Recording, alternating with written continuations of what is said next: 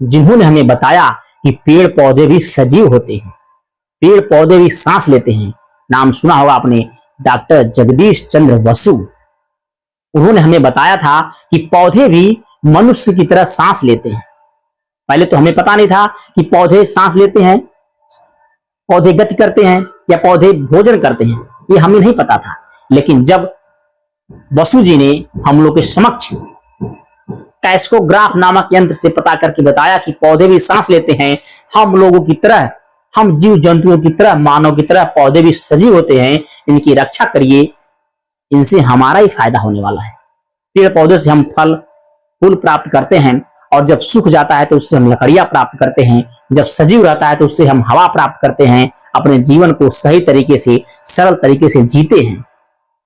तो क्यों न हम पेड़ पौधों की रक्षा करें, कोशिश करें पेड़ पौधों को लगाने की। अक्सर देखा जाता है कि व्यक्ति के पास बहुत सारा समय रहता है, 24 घंटे का दिन होता है, एक सप्ताह का एक सप्ताह होता है, और 30 और 31 महीने का एक मंथ होता है। अगर आप एक दिन में एक पौधे लगाए, नहीं लगा पाए, एक हफ्ते में एक पौधे लगाए, नहीं लगा पाए, एक महीने में कम से कम एक पौधे लगाने की कोशिश करिए। एक साल में आप 12 पौधे लगा देंगे, और 12 पौधे 120 पुत्रों के समान होंगे, क्योंकि कहा गया है कि एक वृक्ष 10 पुत्र समान।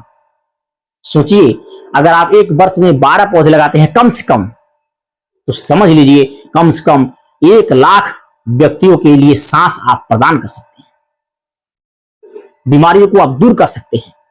ये तभी होगा जब आप सचेत होंगे, अपने हृदय से समस्त पापों को हटा करके, लोभ को हटा